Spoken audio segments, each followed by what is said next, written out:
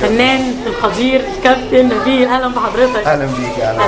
حضرتك شفت النهارده العرض نقطه من اول السيرك، وحضرتك مش من المجموعه المشاركه في العرض. بيهمني قوي اعرف راي اللي بره العرض زي بالظبط ما بيهمني راي الفنانين اللي جوه العرض. اولا سعيد قوي جدا بالتجربه دي.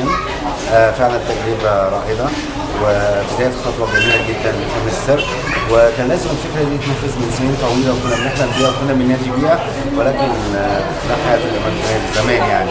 والحمد لله اخيرا ربنا كرمنا كل شيء بميعاد. ونعم بالله. كرمنا بالمخرج باسم محمد شافعي، عمل لنا حاجه مميزه.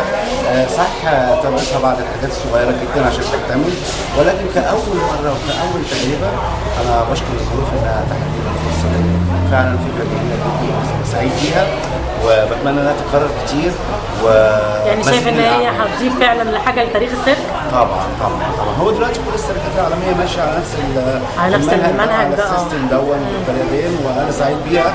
وزي ما قلت كده فيها بعض حاجات صغيره قوي قوي ممكن. زي ايه الحاجات الصغيره دي مثلا؟ هل حاجات ماليه، حاجات والله انا بتمنى من الدوله انها تدعم الفن ده، لان فعلا الفن بيقول للناس كلها ان الفن السيركي مش فنان سيركي بس، هو فنان قدير، فنان شامل مميز. فعلا فنان شامل مميز، ولكن بيمثل وبيرقص وبيعمل فقرات رياضيه كل حاجه. طبعا والحس الموسيقي والحاجات دي كلها. بينقص العمل الفني الاضاءه ضعيفه جدا، مؤثره جدا. الملابس برضه انا حزين عليها جدا ان كل الملابس بالمستوى ده والاضاءه بالمستوى ده. الفكره كويسه، المزيكا كويسه، المجموعه. انا بستعجب من نفسي بسال سؤال، هو ازاي قدر يعمل انسجام بين الفنانين دي كلها؟ هم تعبوا بجد يعني. لا واضح. انا بس مسجله اكتر من 27 بروفه اليوم، والدكتور عماد عبد العليم اللي هو مصمم الاستعراضات عمل مجهود جبار مع فريق التشكيلات بالذات يعني. واضح. وبعدين التمثيل البانتومايم ده كان جديد قوي على السيرك، كان مفتقد من زمان.